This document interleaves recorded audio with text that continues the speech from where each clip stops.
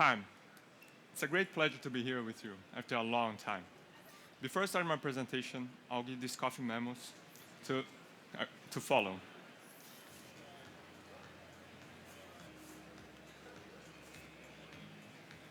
Here. Please, keep it as a reminder of our time together. Education is the most powerful weapon, and even in coffee, we can change lives forever. I've been working with coffee education for 6 years, and during this period, I could feel the impact of a coffee instructor over people. Working as an educator motivates me constantly to look for innovations in drippers, techniques, variables that influence the coffee and the coffee market as a whole. During the research, I found an amazing coffee from Micava Coffee in Colombia. It's located in Marcela, Risaralda region, in Finca Santuario, with elevation ranges between 1940 to 2,000 meters above sea level. Finca Santuario is focused on the finest quality Arabica varietals using modern process techniques. And today, I bring the Geisha varietal, known for its complexity as it retains floral notes and also develop a wine-like flavor, full-bodied, and a tropical fruit profile. This coffee was natural fermented in sealed pressurized tanks. Later, it's sun-dried for 1 week, collected, and then undergoes a short aerobic warm fermentation before it's placed on a UV-protected raised beds for slow drying to reach the correct moisture level, taking 6 weeks to complete. Also, I had to control some variables because this coffee is too complex, has infinite possibilities. I've tested from conical to flat bottom drippers, and only this dripper worked perfectly with this coffee, the time hourglass.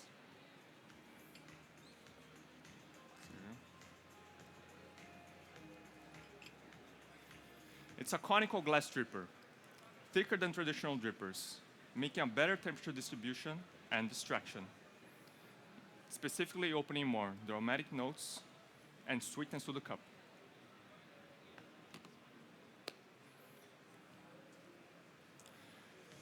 Also, I had to control some variables. And the first one is the paper filter. The obvious option would be the conical design, since the dripper has this shape, but change to a flat paper filter brought more consistency, avoiding understructure, and preserving the delicacy of this coffee.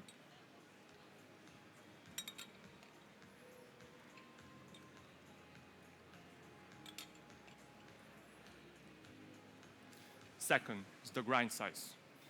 I realized the influence of the grind size over fermented coffees. And considering less water content, the medium coarse grind size resulted in better extractions, enhancing the complexity and aromas in a subtle way that doesn't overwhelm the overall tasting experience. Third is the water.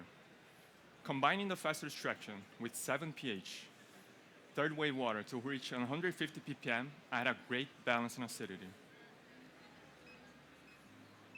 And last, the roast profile. This coffee was roasted 10 days ago in 8 minutes and 30 seconds, finished with 190 degrees with a 50 seconds development time. This was possible due to a global collaboration. I'm a Brazilian with Korean roots, and a Canadian helped me with the coffee from Colombia. It's an inspiration for me to continue my learning journey and exploring all the knowledge our global community can offer.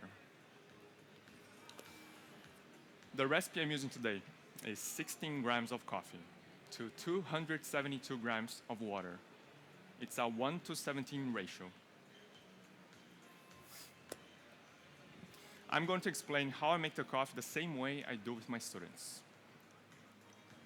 On my first pour, I start with 60 grams of water, 40 seconds blooming time, with a temperature of 94 degrees.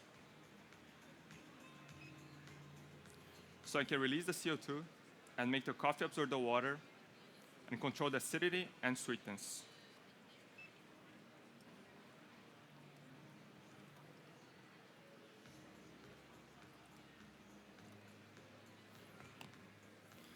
On my second pour, I add 112 grams of water until 1 minute and 20 seconds with 10 spins to distribute the water equally and cause more turbulence and force the extraction.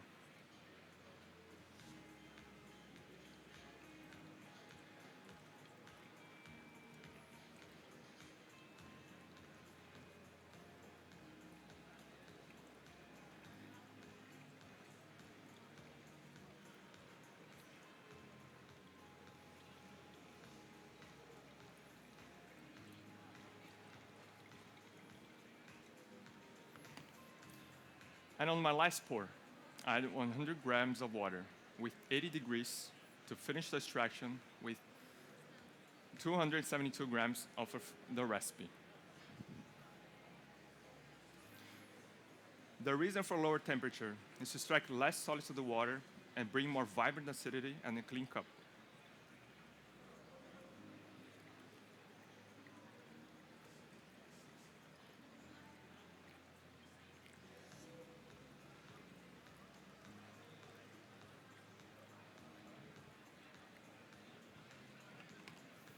The total extraction time is 1 minute and 50 seconds.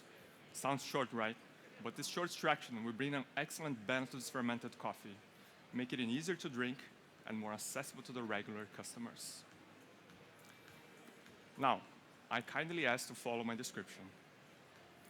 Starting with the aromas, we have orange blossom, super sweet raisins, and Porto wine.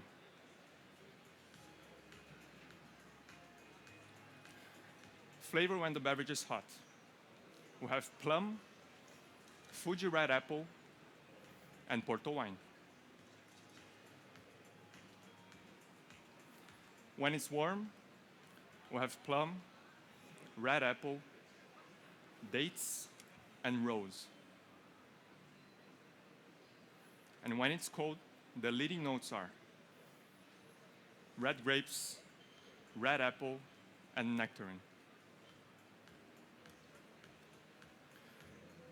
The aftertaste is red grapes, nectarine, and orange blossom.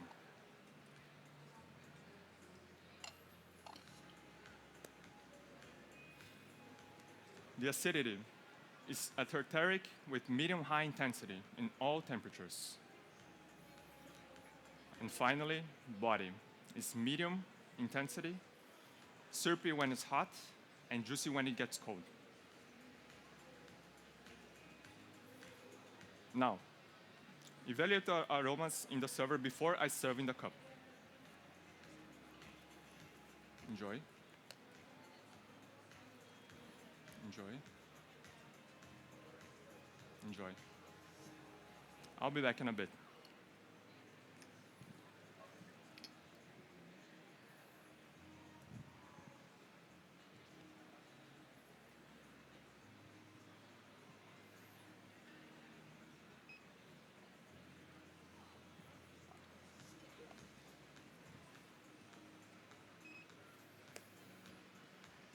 I kindly ask to drink from the cup.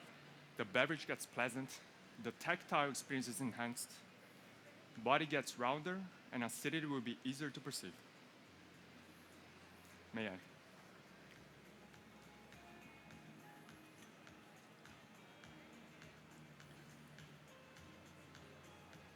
Enjoy. May I?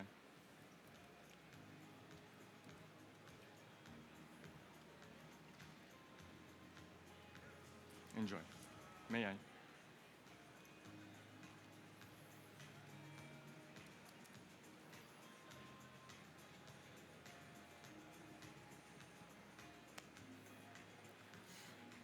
As a coffee educator, it's always grateful to make new experiences, unforgettable moments around a cup of coffee and share the specialty coffee culture.